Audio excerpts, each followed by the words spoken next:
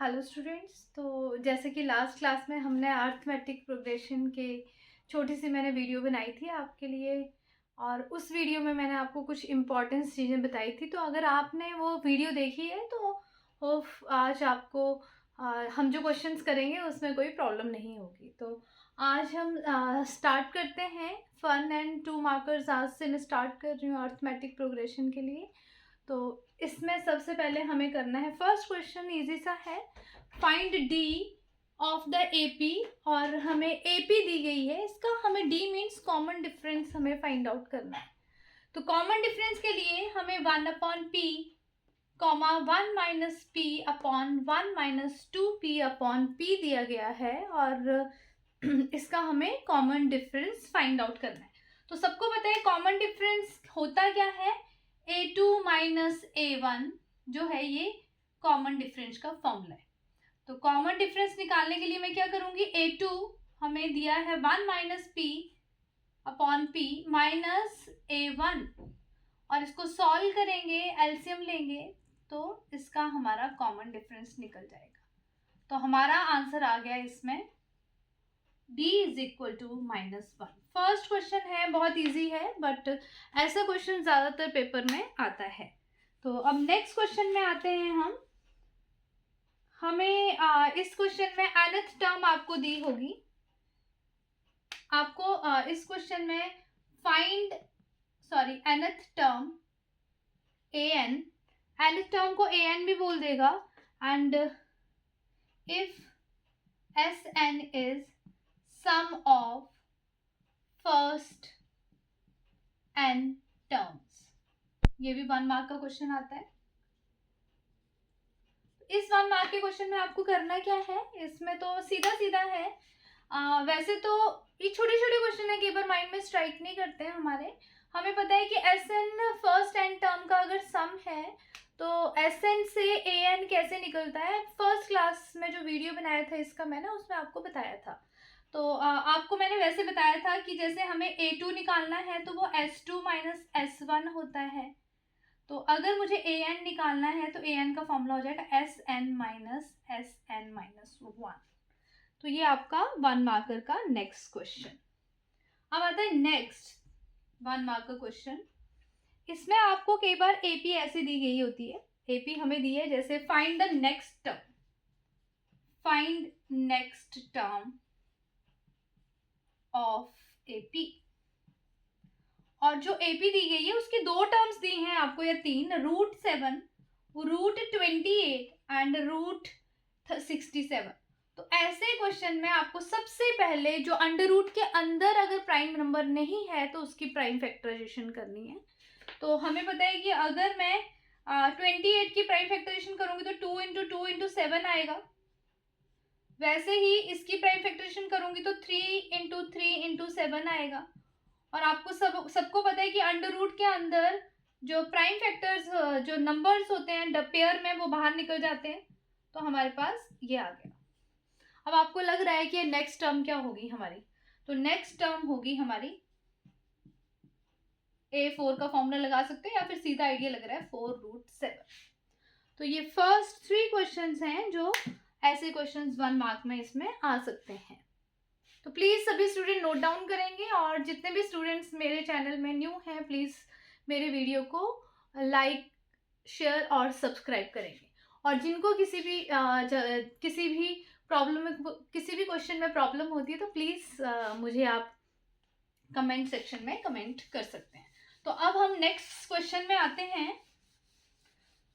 तो next question जो है ये इंपॉर्टेंट है आपका। इसमें लिखा होता है आपको कि आपको बताना है, चेक वेदर, जस्टिफाई करना है, आपको बताना है क्वेश्चन नंबर 4 कि कोई अगर हमें nth टर्म दी गई है किसी भी एपी की, आपको nth टर्म दी गई है और आपसे पूछा है कि ये इस एपी की टर्म, मतलब ये सीक्वेंस जो है एपी में हो सकती है।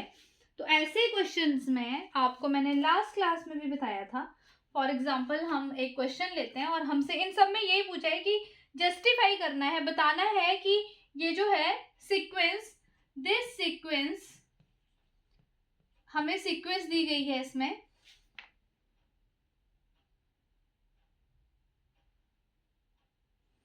सीक्वेंस हमें दी गई है इसमें a n is equal to 1 plus n square. अब आपको बताना है कि ये जो सीक्वेंस है, ये जो दी गई है ये एपी फॉर्म करेगी, फॉर्म एपी। तो कैसे करना है, मैंने पहले ही बताया था आपको कि ऐसे क्वेश्चंस में आपको क्या करना है। ए एन दे रखा है, पहले आपको ए एन प्लस 1 निकालना है। लास्ट क्लास में ही आपको मैंने बताया था कि इसमें ए एन प्लस 1 निकालना है ऐसे करके। और ए एन प्लस 1 आपको जब निकाला आपने इसका, तो ये हो गया, सॉल्व करना है। और ए एन प्लस 1 हमारा आ गया, लाइक टर्म्स को सॉल्व करेंगे तो एन स्क्वायर, और n प्लस एन जो है हो जाएगा 3n और 3। एक बार चेक कर लेंगे कि कुछ मिस्टेक्स तो नहीं हुई है इसमें। तो ऐसे क्वेश्चंस में हमें जब भी बोला होता है कि चेक करिए कि ये किसी की nth टर्म हो सकती है नहीं हो सकती है, तो आपको करना क्या है, तो ऐसे क्वेश्चंस में हमें ज्यादातर क्वेश्चंस में करना होता है ए एन प्लस 1 निकालना है। ए एन प्लस 1 के लिए n की जगह पे n प्लस 1 डाल दिया, और इसको सिंप्लीफाई करते टाइम ध्यान रखना है a square plus b square plus 2ab, n square, ये 3n और ये 3। अब इसके बाद हमें a n plus 1 minus a n निकालना है। जब हम इसमें ए एन प्लस 1 और ए एन निकाल लेंगे तो इसके बाद हमें देखना है कि जो आंसर आएगा उसमें n आ रहा है या नहीं आ रहा है। तो उसमें n नहीं आना चाहिए। तो देखते हैं हम इसको ध्यान से, N square plus 3n plus 3 और माइनस इसको सॉल्व करते हैं, तो आंसर में आ रहा है n। हमारे आंसर में n आ रहा है। It is independent of n नहीं है, it is not independent of n, it is not independent, it is not independent on n, therefore this is not nth term, this is not nth term of AP। अब ऐसे question तुमने homework में करने हैं, same justify करके बताना है। First part आपको हम देते हैं इसमें, फर्स्ट पार्ट है, हमें टर्म दी गई है A N 3n square plus 5, और सेकेंड पार्ट है ए एन दिया गया है आपको 2n माइनस 5। तो आपको जस्ट बताना है कि ये टर्म हो सकती है नहीं हो सकती है, ये क्वेश्चन इंपॉर्टेंट है। और प्लीज़ इसको बहुत जल्दी नोट डाउन करना है, और कहीं पे भी किसी को प्रॉब्लम आती है तो पूछना है। अब आते हैं हम नेक्स्ट क्वेश्चन पर। तो ये क्वेश्चन बढ़िया सा था और इस क्वेश्चन को नोट डाउन करना है। अब नेक्स्ट क्वेश्चन आता है हमारा, ये वाला, नंबर्स दिए गए हैं हमें, नंबर्स हैं हमारे पास, नंबर्स, इफ नंबर्स हमें दिए गए हैं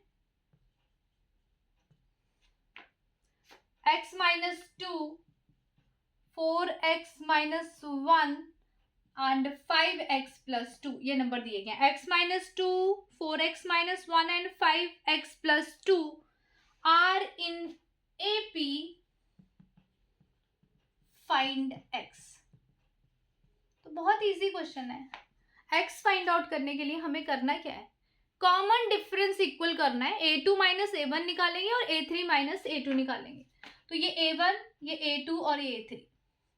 तो पहले तो a2 माइनस a1 निकालिए। प्लीज ध्यान रखना है, जब भी a1 को सॉल्व करेंगे तो ब्रैकेट में रखेंगे ताकि मिस्टेक ना हो। सॉल्व करिए इसको, तो यहां से ये आ गया हमारे पास 3x प्लस 1। अब a3 माइनस a2 निकालिए, a3 माइनस a2, तो ये हमारे पास आ गया, सॉल्व करेंगे हम तो यहां से हमारे पास आ गया x प्लस 3। अब दोनों को इक्वल कर देंगे ऑब्वियसली, तो दोनों, ये भी d है और ये भी d है, और कॉमन डिफरेंस इक्वल होता है तो दोनों वैल्यूज को इक्वल कर देंगे। तो 3x plus 1 is equal to x plus 3। तो ये x यहाँ चला जाएगा और 1 वहाँ चला जाएगा, तो 2x इज इक्वल टू 2, तो हमारे पास x आ जाएगा 1। बहुत बढ़िया क्वेश्चन है, इसको आपने ध्यान से करना है और कहीं पे भी डाउट है तो आपको पूछना है। अब इसके बाद आपके पास ऐसे बहुत सारे क्वेश्चंस हैं जो आप कर सकते हो। इसके बाद हम नेक्स्ट क्वेश्चन में आते हैं। इसके साथ आपको एक होमवर्क दे देते हैं, पहले आप इसको नोट डाउन करिए और साथ में होमवर्क करना है आपको इसका। ऐसे ही क्वेश्चन में सेम क्वेश्चन होमवर्क करना है। तो इसमें लिखा है right nth term of AP. AP क्या दी गई है आपको? एपी हमें दी है 1/m, comma 1 plus m upon m, comma 1 plus 2m upon m। ये हमें एपी दी है और सो ऑन करके बहुत सारी और भी टर्म है। हमें nth टर्म निकालनी है।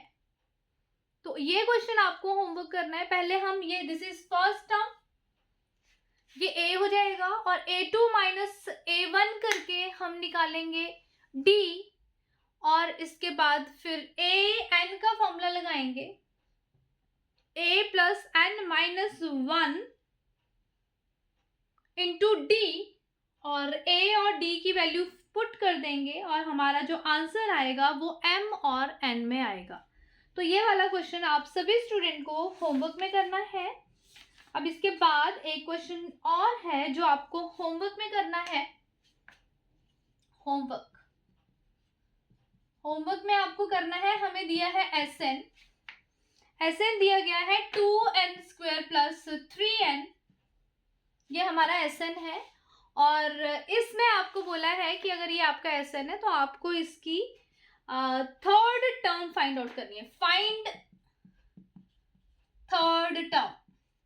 तो लास्ट क्लास में जो मैंने छोटा सा वीडियो बनाया था उसमें मैंने आपको बताया था कि Sn दिया है तो S1, S2, S3 निकालिए, और S1 जो हो जाएगा वो A हो जाएगा, और A2 हो जाएगा S2 माइनस S1, और A3 हो जाएगा S3 माइनस S2।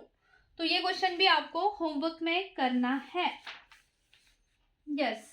और अब ऐसे ही सेम छोटा सा क्वेश्चन है जिसमें कई बार बच्चे कंफ्यूज होते हैं।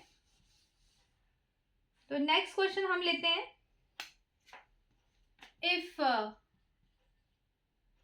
इफ लिखा है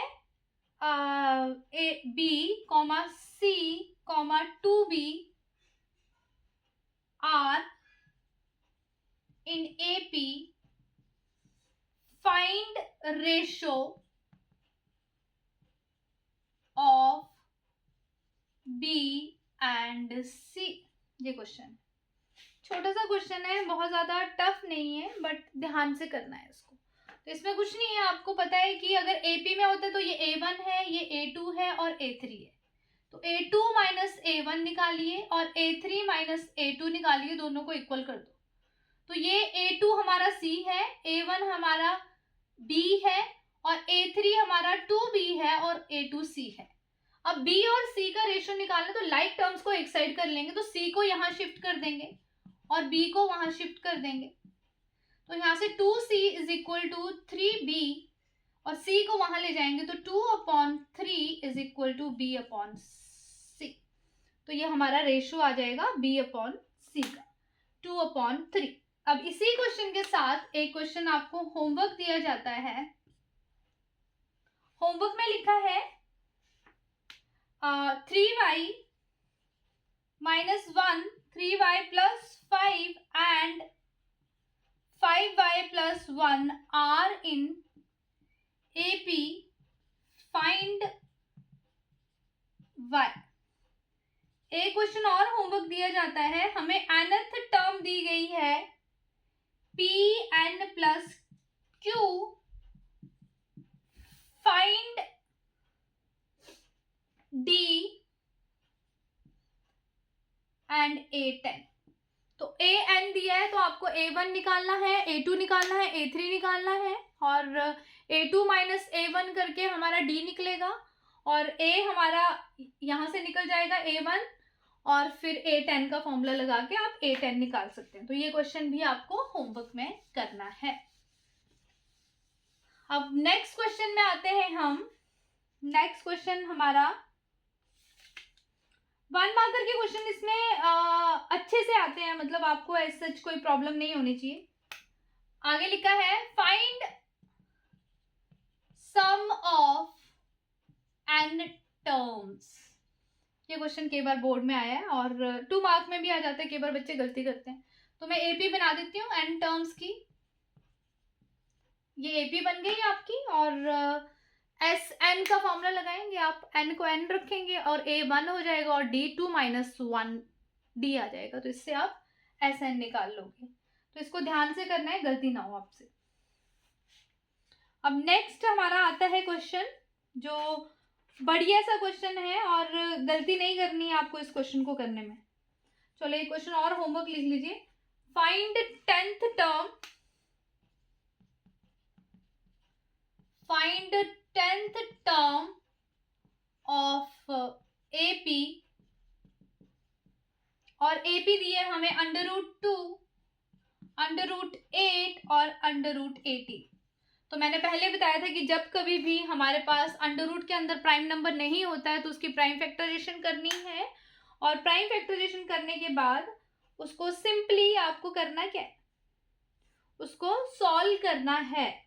ऐसे करके उसको सॉल्व करना है और प्राइम फैक्टर्स के जिनकी हमारी पेयर्स बनते हैं उनको बाहर निकाल के वैसे करके हमें इसकी a निकल जाएगा, d निकल जाएगा और हमें इसकी 10th टर्म फाइंड आउट करनी है। अब नेक्स्ट क्वेश्चन हमारा आता है जो बहुत ही बढ़िया क्वेश्चन है, तो ये आपको होमवर्क करना है। नेक्स्ट क्वेश्चन जो हमारा है वो ध्यान से करना है आपको। इसमें लिखा है आपका बहुत, if 7 times important question, if 7 times the 7th term of AP and AP is equal to 11 times 11th term, find 18th term। बढ़िया क्वेश्चन है, बहुत बढ़िया क्वेश्चन है। कई बार बच्चे देखते हैं कि 18 टर्म के लिए ए और डी निकालना है, बट हमारा आंसर तो निकल नहीं रहा है, करें तो करें क्या। सीधा सीधा ट्रिक है हमारे पास, सीधा सीधा हमारे पास हमें क्या करना है, 7 time 7th term is equal to 11 times 11th term. चुपचाप जो बोल रहा है वैसे करना स्टार्ट कर दो, वैसे वैसे लिखते जाओ, जो रिजल्ट आएगा उसको हम देख लेंगे। तो 7 time a plus 6d, 11 time a plus 10d, multiplication करिए और मल्टीप्लीकेशन के बाद जो लाइक टर्म्स हैं उनको एक साइड ले जाइए और लेफ्ट में जब हम लेंगे तो माइनस करिए, तो ये आ जाएगा -4a, और उसके बाद 42 को माइनस करना है आपको 110 से, तो हमारे पास आएगा माइनस आएगा हमारा 68। हमारे पास आंसर आएगा -68d। -4 कॉमन ले लेंगे, अंदर बचेगा a प्लस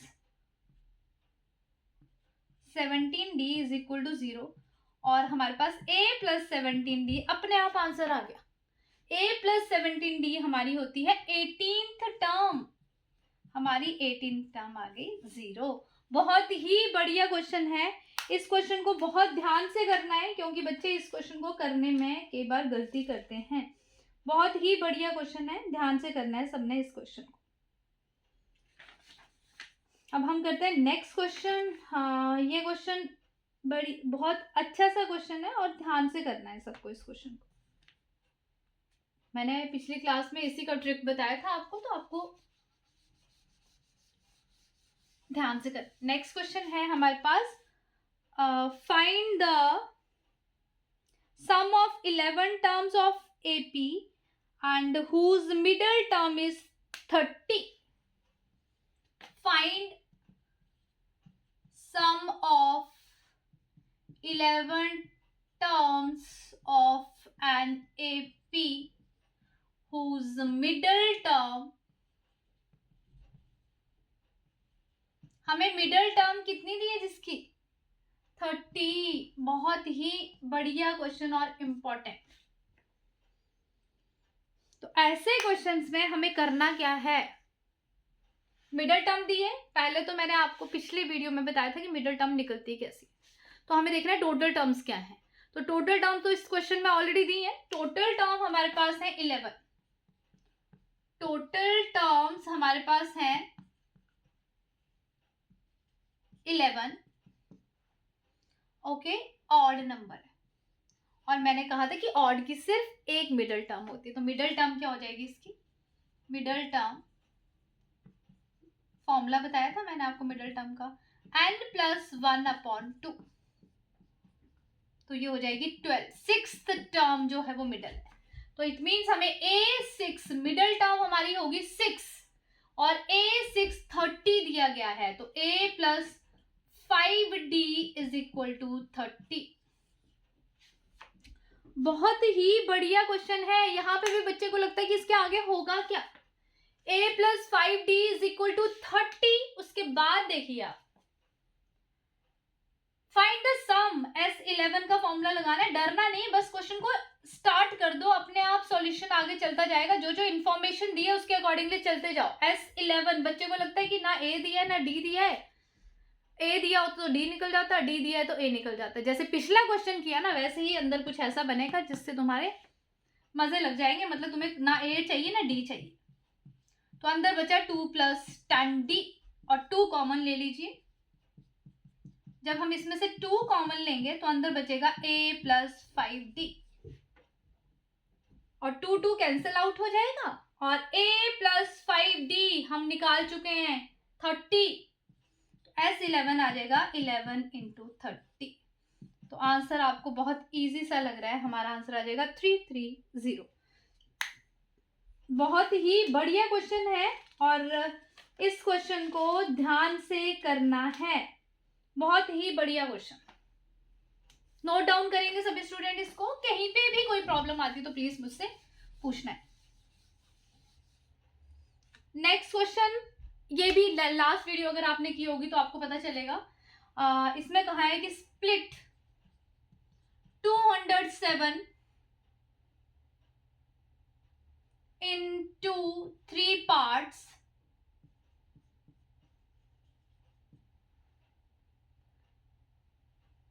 इन AP है, जो वो पार्ट्स किसमें है, AP में है। And product of 2 smaller parts, product of 2 smaller part is 4, 6, 2, 3। 4, 6, 2, 3। बहुत ही बढ़िया क्वेश्चन है, बहुत ही बढ़िया क्वेश्चन।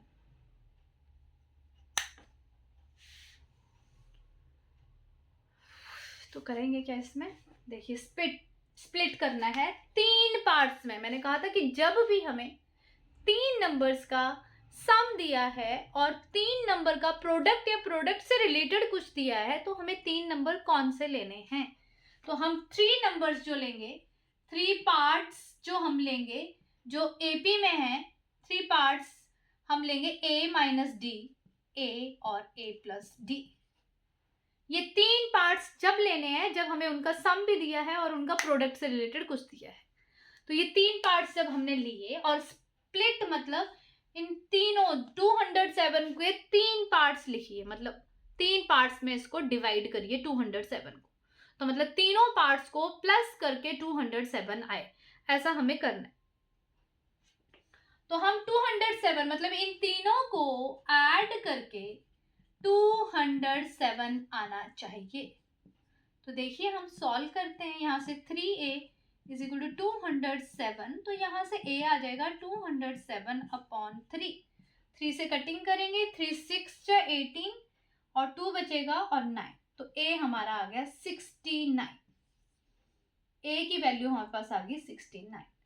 जब हमें क्लियर हो गया कि a हमारा 69 आ गया, अब इसका प्रोडक्ट करते हैं। किसका प्रोडक्ट करना है? Smaller parts. तो स्मॉलर पार्ट शुरू वाले होंगे दो, छोटा छोटा फिर छोटा। देखो a माइनस डी छोटा है, फिर ये थोड़ा बड़ा है और ये सबसे बड़ा, तो दो स्मॉलर पार्ट हुए a माइनस डी और a, और इनका प्रोडक्ट दिया है 4623। अब a की वैल्यू मैंने निकाली 69, यहाँ भी a डाला। अब बच्चे यहाँ पे एक बहुत बड़ी गलती करते हैं, इसको ना इंटू कर देते हैं। हमें कभी भी यहाँ पे आके इंटू नहीं करना है। अगर दूसरी साइड टर्म है तो उसको डिवाइड में ले जाना है। अगर उससे कट हो जाता तो बढ़िया, नहीं होता तो बाद में डिवाइड कर देंगे, कोई प्रॉब्लम नहीं। तो फर्स्ट ऑफ ऑल हम सॉल्व ना करके, मैं कई बार आपको ये कहती हूँ कि पहले आप इसको डिवाइड करिए। आप 69 से आपको लॉन्ग डिवीजन करनी है और इसे डिवाइड करना है, तो आप देखोगे कि इससे आएगा 67। तो 69 माइनस डी, तो 67 यहाँ आ जाएगा, तो यहाँ से d हमारे पास आ जाएगा 2। d की वैल्यू हमारे पास आ जाएगी 2। तो ये क्वेश्चन बहुत ही बढ़िया है और आपको इस क्वेश्चन को नोट डाउन करना है। अगर स्टूडेंट्स को कहीं पे भी प्रॉब्लम आती है तो मुझसे पूछना है कि मैम हमें यहाँ पे प्रॉब्लम आ रही है, प्लीज़ आप इसको बताइए। तो मैं आपको इसको आराम से सारा जितना भी आपको जो डाउट है आप मेरे से कमेंट सेक्शन में पूछ सकते हैं, और जहाँ भी प्रॉब्लम आती है मैम आपको एक्सप्लेन करेंगे। तो ये नोट करना है सबने, सभी स्टूडेंट्स इसको नोट डाउन करेंगे। अब नेक्स्ट क्वेश्चन आता है हमारा, पेपर्स आ गए हैं भाई, थोड़ा ध्यान रखिए, थोड़ा जल्दी से काम करिए और फास्ट हो जाइए, क्योंकि आपका 1.5 के बाद मंथ के बाद आपके पेपर्स हैं। तो प्लीज़ ध्यान से सभी ने क्वेश्चन जितने भी मैंने करवाए हैं वो करने हैं। अब आपको SN दिया गया है 3n² प्लस 5n। होमवर्क करना है आपको। Find kth term.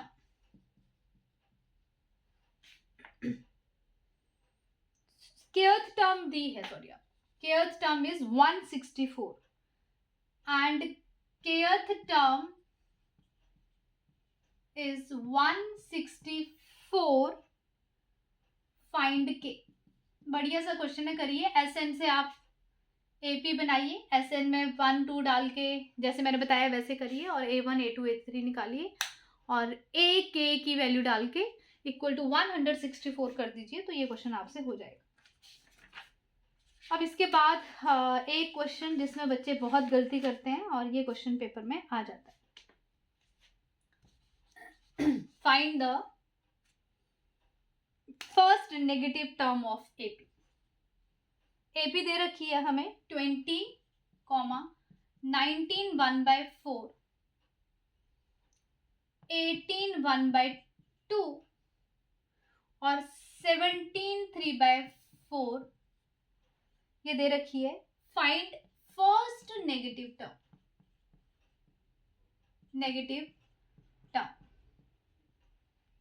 तो ये क्वेश्चन ना आपका बहुत ज़्यादा इम्पॉर्टेंट है, आपको ध्यान रखना है कि इस क्वेश्चन को करना कैसे। तो ऐसे क्वेश्चन में जिसमें भी लिखा होता है find the first negative term, सबसे पहले हम निकालेंगे an, और नेगेटिव टर्म में तो an इज लेस देन 0, तो पहले तो हम an निकालते हैं और उसके लिए हमें a और d निकालना पड़ेगा। तो a तो हमारा हो गया 20 और d हो जाएगा हमारा a2 माइनस a1। तो A2 को हम सॉल्व करेंगे और लिखेंगे, तो आपको कोई दिक्कत नहीं होनी चाहिए कैलकुलेशन में, सबको कैलकुलेट करेंगे और A की वैल्यू निकालेंगे। तो 19 4 जा 76 प्लस 1 77 माइनस 20, तो इसको सॉल्व करिए तो ये आ जाएगा 80/4। तो D की वैल्यू आ जाएगी हमारी -3/4। A भी निकल गया, D भी निकल गया। अब मैंने कहा इसके बाद an निकालना है। an का फॉर्मूला होता है a plus n-1 into d। Simplify कर लो, फिर उसके बाद करते हैं जो करना है। ए एन को सिंप्लीफाई कर देते हैं, 20 माइनस से इंटू कर देते हैं, प्लस 3/4। अब मैंने कहा है, अब इसके बाद थोड़ा सोचना है कि फर्स्ट टर्म नेगेटिव, मतलब देखो ये कम हो रही है ना वैल्यूज, 20 है, फिर ये कम हो गई, ये कम हो गई, ये कम हो गई। तो अगर टर्म्स कम हो रही है तो एक टर्म फिर नेगेटिव स्टार्ट हो जाएंगे, जीरो आएगी, या जीरो ना आए तो नेगेटिव टर्म, क्योंकि कम हो रहा है तो ऐसा हो सकता है कि नेगेटिव टर्म्स को हम अप्रोच करें। तो एक पहला जो नेगेटिव नंबर आएगा वो हमें फाइंड आउट करना है। तो नेगेटिव नंबर है इसलिए हम ए एन को लिखेंगे less than 0। First negative term है तो हम बोलेंगे ए एन को हम लेस देन 0 लेंगे, ए एन को हम लेस देन 0 लेके चलेंगे। ए एन हमारे पास लेस देन 0, तो 20 माइनस 3n अपॉन 4 प्लस 3/4। वैसे इसको ना थोड़ा सा सिंप्लीफाई कर लो, लाइक टर्म जो है इनको सॉल्व कर लो। जैसे ये 20 और ये इनका एलसीएम ले सकते हो आप, तो इनका एलसीएम जब लोगे तो इनका एलसीएम आ जाएगा 4, और ये हो जाएगा 80 माइनस 3n प्लस 3, तो ये आ जाएगा 83 माइनस 3n अपॉन 4। ये हमारी आ गई nth टर्म, ध्यान से करना, ये हमारी आ गई है nth टर्म, 83 इन दोनों को सॉल्व करके ये। अब ए एन इज लेस देन 0, तो ए एन हमारा ये है लेस देन 0। अब जैसे इक्वल को सॉल्व करते हैं वैसे ही करना है, ये 4 वहां जाके 0 हो जाएगा, 4 इंटू 0 यहाँ पे आएगा 83 माइनस 3n 0। अब 3n को वहां ले जाऊंगी तो 83 लेस देन 3n, और ये 3 डिवाइड में आएगा तो 83/3n, और 80, अब इसको जब n को लेफ्ट में लाऊंगी और 83/3 को राइट में लाऊंगी तो साइन चेंज हो जाता है ये, तो यहाँ पे n ग्रेटर देन 83/3 आएगा।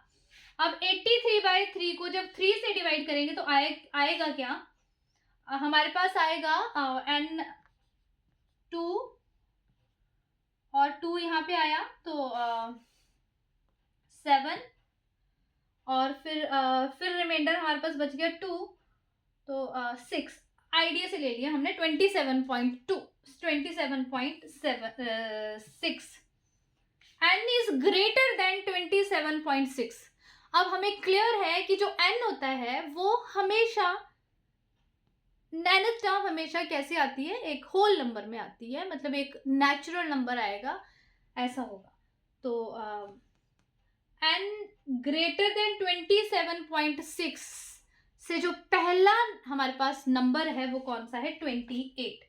तो n इज इक्वल टू 28, तो जो 28th टर्म होगी is first negative term. First negative term बहुत ही इंपॉर्टेंट क्वेश्चन है। अब इस क्वेश्चन में एक चीज का ध्यान रखना है आपको, जब ये क्वेश्चन करोगे तो तुम्हें एक चीज का ध्यान रखना है कि जब हम यहाँ पे थोड़ा स्टार बना के मैं लिखवा देती हूँ, जब भी हम लेफ्ट और राइट से मल्टीप्लीकेशन में सिंपल जैसे लेस देन और ग्रेटर देन में सेम वे से कैलकुलेशन होती है, साइन चेंज होता है जब हम नेगेटिव से मल्टीप्लाई करते हैं या नेगेटिव से डिवाइड करते हैं। तो जो लेस देन का साइन है वो ग्रेटर में हो जाएगा और ग्रेटर का साइन लेस देन में हो जाएगा। फॉर एग्जाम्पल अगर हमें ऐसे करना है कि ऐसे दिया है -2n इज ग्रेटर देन 3, अब मुझे माइनस को डिवाइड में लेके जाना है तो ये साइन चेंज होगा, तो ये आ जाएगा n इज लेस देन -3/2। एक पॉइंट, ये फर्स्ट पॉइंट। और कब साइन चेंज होगा, जैसे ये है -3n लेस देन -5, ये दूसरा पॉइंट। उसमें दोनों साइड से माइनस जब भी कट होता है तो भी साइन चेंज होता है, और हम कट करके दिखाते नहीं है उसको, तो ऐसे करेंगे 3n इज ग्रेटर देन 5, ये दूसरी चेंज। और लास्ट चेंज जो हमारी होगी जब हम माइनस से डिवाइड मल्टीप्लाई करते हैं, तो n by -2 is less than 2, तो जब ये 2 -2 वहां जाएगा तो हमारा साइन चेंज होगा और ये ग्रेटर बन जाएगा। क्या बन जाएगा, ये ग्रेटर। तो हम इसके सामने ऐसे लिख देंगे कि n इज ग्रेटर देन -4। तो आपको ध्यान रखना है कि कब कब साइन चेंज होंगे, जब नेगेटिव से डिवाइड होता है तो ये जो ग्रेटर की इनइक्वालिटी है वो लेस में हो जाएगी और लेस की ग्रेटर में हो जाएगी। दूसरा, जब माइनस माइनस दोनों साइड से कैंसिल आउट होते हैं तब भी साइन चेंज होता है। अगर लेस है तो ग्रेटर में चेंज होगा, ग्रेटर है तो लेस में चेंज होगा। और तीसरा, जब माइनस से हम मल्टीप्लाई करते हैं तो भी इनइक्वालिटी हमारी चेंज होती है। तो इन चीजों को आपको ध्यान रखना है। तो हमारे पास 2 and 1 मार्कर की ये लास्ट वीडियो थी और इसके बाद हम जो करेंगे वो 3 and 5 मार्कर्स की वीडियो करेंगे। इसमें 5 मार्कर के पिछले साल और उससे पहले भी 5 मार्कर्स के क्वेश्चंस इस चैप्टर में से आ रहे हैं और वो क्वेश्चन थोड़े से अलग होते हैं, तो इसलिए उसके लिए आपको बहुत प्रैक्टिस करनी है। आपको डेली बेस पे जो मैं करवा रही हूँ प्लीज़ सभी करें, और एग्ज़ाम आ रहे हैं तो प्लीज़ पढ़ाई का ध्यान रखें और जैसे जैसे मैं करवा रही हूँ करते जाइए। और आपको कहीं पे भी डाउट आता है तो प्लीज़ सभी स्टूडेंट मेरे से पूछेंगे, और जो न्यू स्टूडेंट हैं प्लीज़ मेरे चैनल को सब्सक्राइब करें। बाकी स्टूडेंट किसी को भी कोई प्रॉब्लम होती है तो मेरे से पूछ सकता है कमेंट सेक्शन में, और प्लीज़ लाइक करें, शेयर करें। अब नेक्स्ट वीडियो में मैं मिलती हूँ आपके साथ 3 and 5 मार्कर्स के साथ। तो तब तक थैंक यू सो मच।